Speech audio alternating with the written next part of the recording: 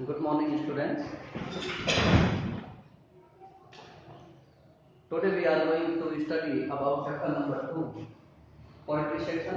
From poetry section and chapter number 2 is wind. हम wind chapter के बारे में पढ़ रहे थे और आज का जो हमारा टॉपिक है स्टैंजा नंबर 3। तो इसका जो स्टैंजा नंबर 3 है उसको हम एक्सप्लेन करेंगे, उसका पैराफ्रेज और उसकी यहाँ वर्डनिंग्स मैंने पहले नोट कर दी हैं।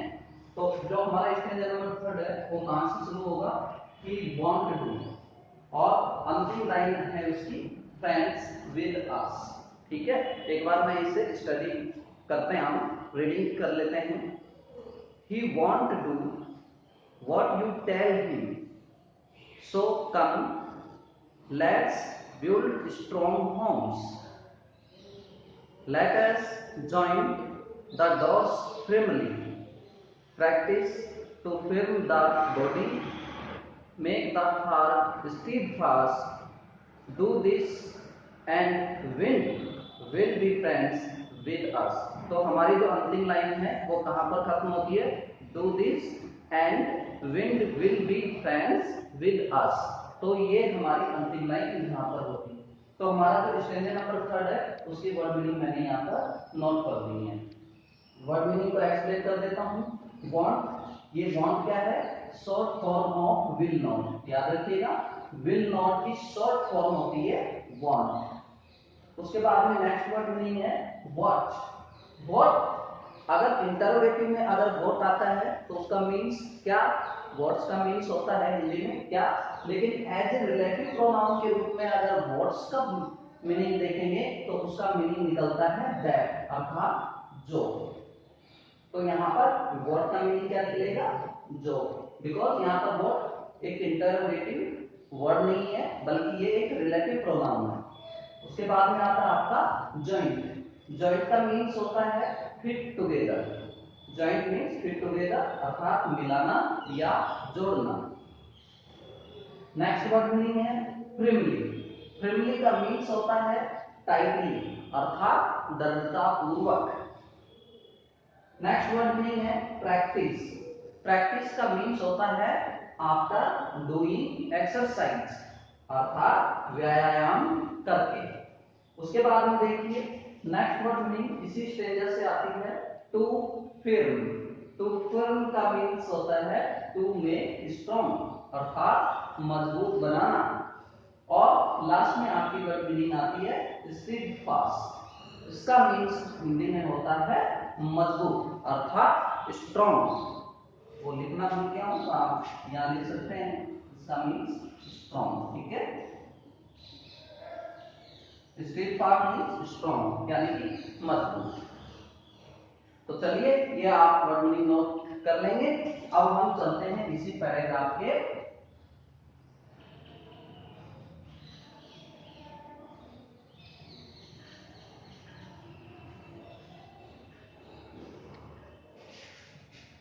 पैराफ्रेज की तरफ चलते हैं। ठीक है,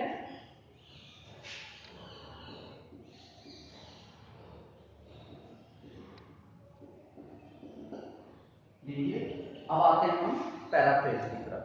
ठीक है,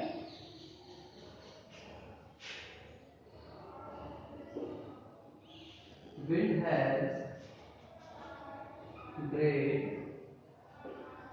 has great might, wind has great might and it will not stop, and it will not stop, and it will not stop destroying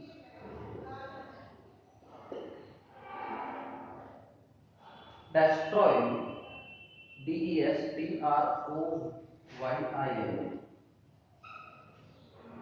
destroying us if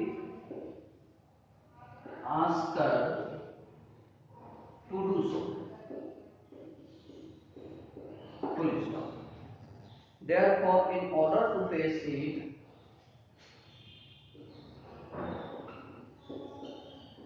therefore इसीलिए in order to face it.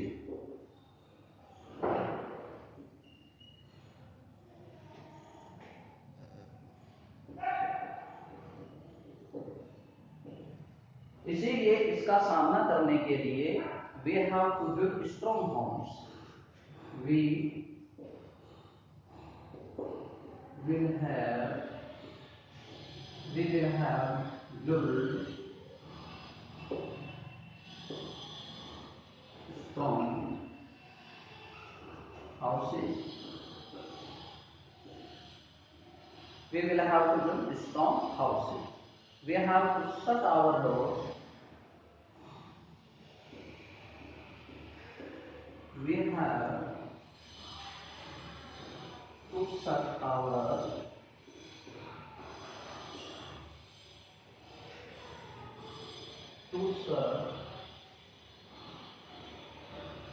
our doors. We have to shut our doors firmly.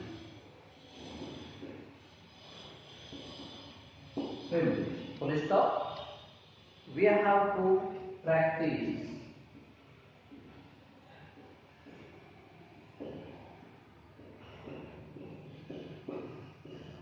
We have to practice to make our body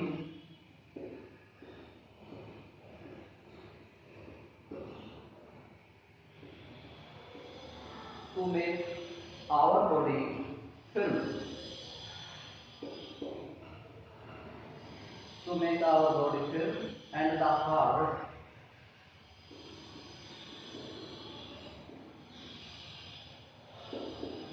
strong.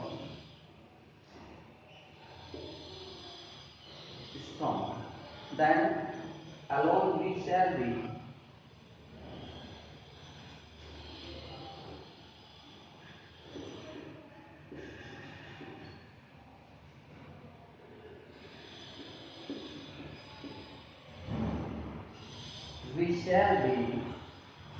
able to face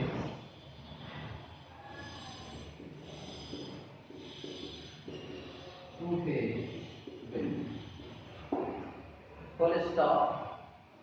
Then the wind will be different to us. Then the wind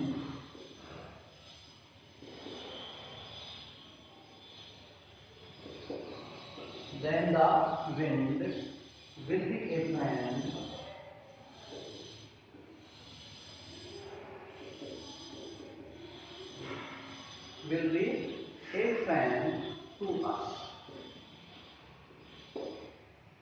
तो लीजिए प्यारे बच्चों, ये हो गया आपका paraphrase. Paraphrase का means आपको पहले भी बताया था मैंने, इसका मीन्स होता है व्याख्यान। ठीक है, तो इसको समझ लेते हैं।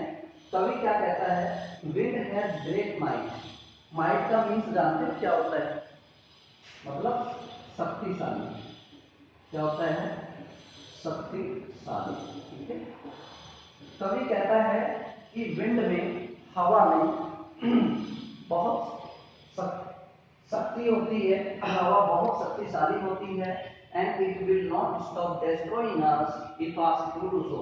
और अगर हवा को कहा जाए तो वह हमें डिस्ट्रॉय करने से नहीं रुकेगी। फिर से समझ लीजिए, हवा बहुत ही ज्यादा शक्तिशाली होती है, उसमें बहुत ही शक्ति होती है, और यह हमारे कहने से हमारा विनाश करना बंद नहीं करेगी। Therefore, इसीलिए in order to face it, इसीलिए इसका सामना करने के लिए we will have built strong houses, हमें मजबूत घर बनाने होंगे।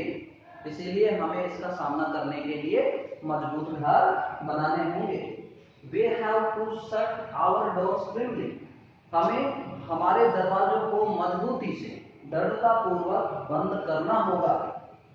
We have to practice to make our body firm and the heart strong, हमें हमारे शरीर को मजबूत करने का अभ्यास करना होगा। हमें हमारे शरीर को, हमारी बॉडी को मजबूत करने का अभ्यास करना होगा, और हमारे हृदय को स्ट्रॉन्ग बनाने का भी अभ्यास करना होगा। Then तब alone we shall be able to face wind, तब ही हम हवा का सामना कर पाने में समर्थ होंगे। Then the wind will be a friend to us, और अगर हम ऐसा कर सके तब भी विंड हमसे दोस्ती करेगी, हमारी दोस्त बनेगी। तो प्यारे बच्चों, ये हो गया आपका स्टेंजा नंबर 3 कंप्लीट। ठीक है,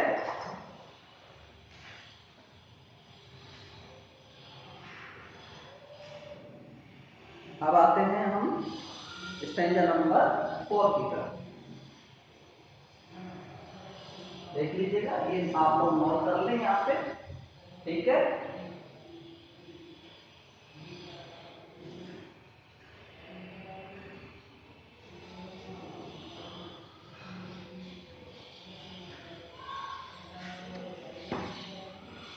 अब आते हैं हम स्टेंजा नंबर 4 की तरफ। ठीक है, और ये है the wind blows.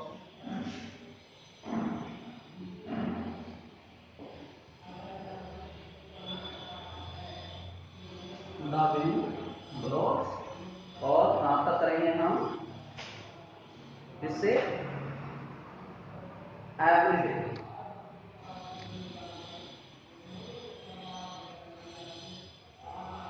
Every day, ठीक है।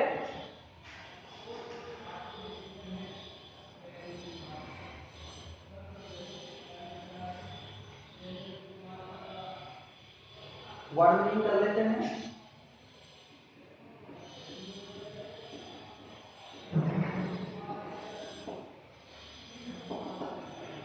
ठीक है, तो वर्ड मीनिंग सबसे पहले देखते हैं हम इसकी।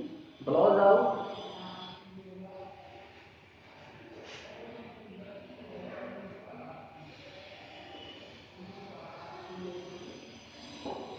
ब्लोज आउट का मीन्स क्या निकलेगा, पुट्स आउट, अर्थात हिंदी में कहने से बुझाता है।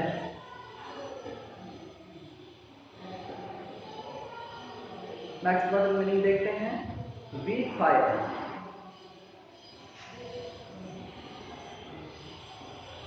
वी फायर, इसका मीन्स कीजिएगा, fire which is week. Fire which is week, fire which is week अर्थात कमजोर आग।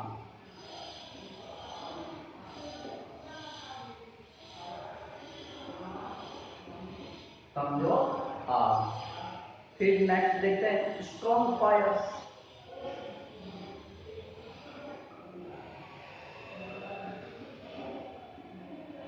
स्ट्रॉन्ग फायर्स का मीन्स देखते हैं, mighty Fyers.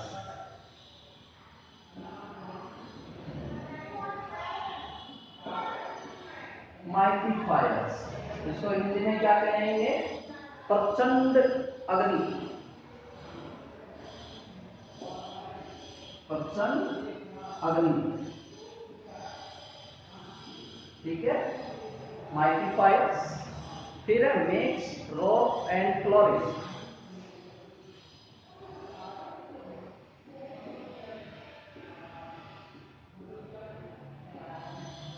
makes rose and flourish।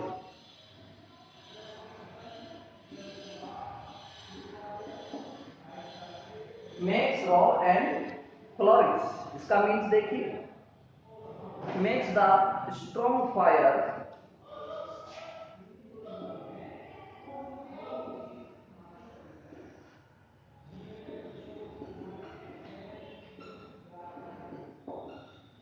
makes the strong fires resound and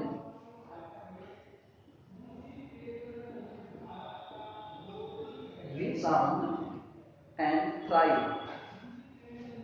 thrive, thrive, ठीक है। प्रचंड अग्नि को, इसका मीन्स क्या लिखते हैं यहाँ पर देख लीजिए, प्रचंड अग्नि को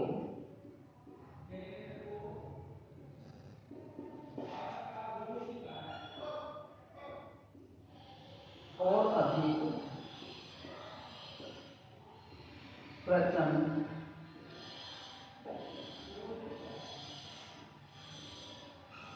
कर देता है। ठीक है, तो ये होगी आपकी स्टैंजा नंबर 4 के वर्ड मीनिंग। आप इधर नोट कर लें। ब्लोज आउट का मीन्स होता है पुट आउट अर्थात बुझा देना। Weak fire means fire which is weak यानी कि कमजोर अग्नि, कमजोर आग। फिर नेक्स्ट वर्ड मीनिंग है स्ट्रॉन्ग फायर। स्ट्रॉन्ग फायर का मीन्स होता है माइटी फायर अर्थात प्रचंड अग्नि। फिर नेक्स्ट वर्ड मीनिंग है मेक्स रो एंड फ्लोरी। इसका मीन्स क्या निकलेगा? Makes the strong fire resound and tight अर्थात प्रचंड अग्नि को और अधिक प्रचंड कर देता है। ठीक है, तो लीजिए अब हम इसको ग्रेज करते हैं और इसके पैराफ्रेज की तरफ चलते हैं।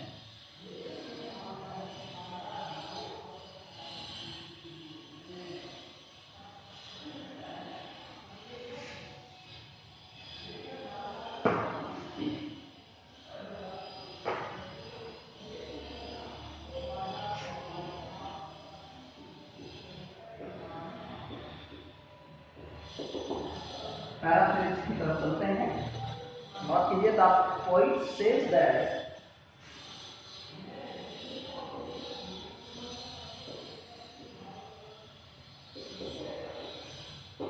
the poet says that the wind blows off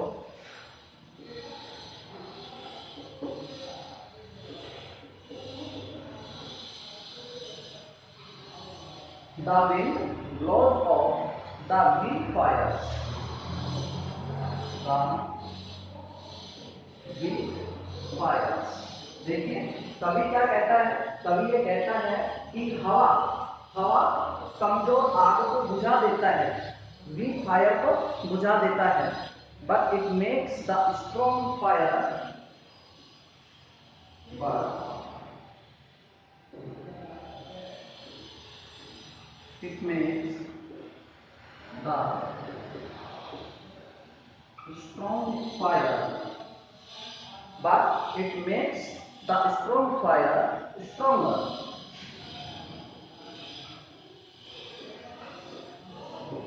तो कवि क्या कहता है कि हवा है वो कमजोर आग को बुझा देती है, लेकिन जो स्ट्रॉन्ग फायर होती है प्रचंड अग्नि को और अधिक स्ट्रॉन्ग कर देता है। आग जब बहुत तेजी से जलती है तो उसमें जब हवा चलेगी तो वो ज्यादा तेजी से फैलती है, ज्यादा जल्दी से तेजी से प्रचंड रूप में और जलेगी। लेकिन जो कमजोर अग्नि होती है, इसका एग्जाम्पल मैं आपको समझाता हूँ। जैसे आप एक दीपक जला रहे हैं, तो दीपक एक वीक फायर होती है, तेज हवा चलेगी दीपक बुझ जाएगा। लेकिन दैट इज सपोज आग बहुत तेजी से लग गई कहीं पर, चाहे वो जंगल में आग लग गई हो या किसी बड़े जगह पर आग लग गई हो, तो वहां पर अग्नि क्या काम करती है? घी डालने जैसा काम करती है। इट मीन्स दैट वह प्रचंड अग्नि बन जाती है, हवा उसे और अधिक प्रचंड कर देती है। ठीक है, in the same way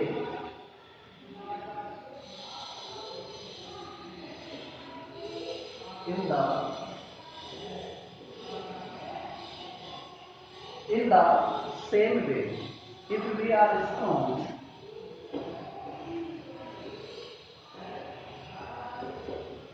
if we are strong, इसी प्रकार से अगर हम भी स्ट्रॉन्ग होंगे then the wind will make us stronger।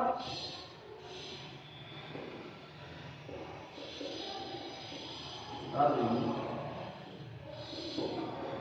will make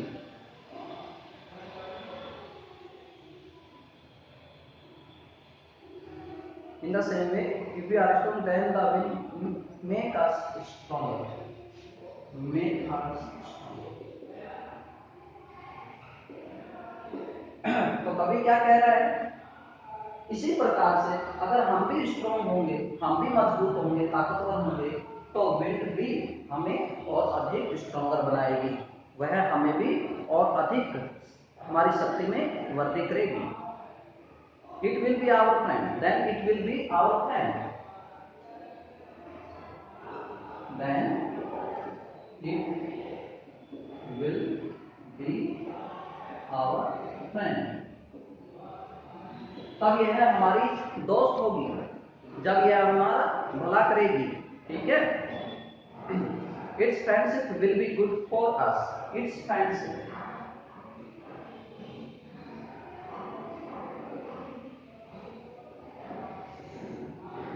its friendship will be good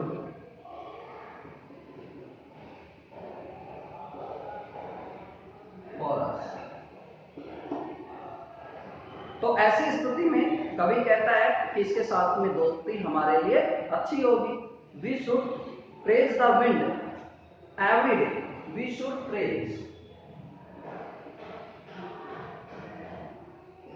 we should praise the wind every day। कभी आगे क्या कहता है कि हमें हवा की रोजाना प्रशंसा करनी चाहिए and make it our friend.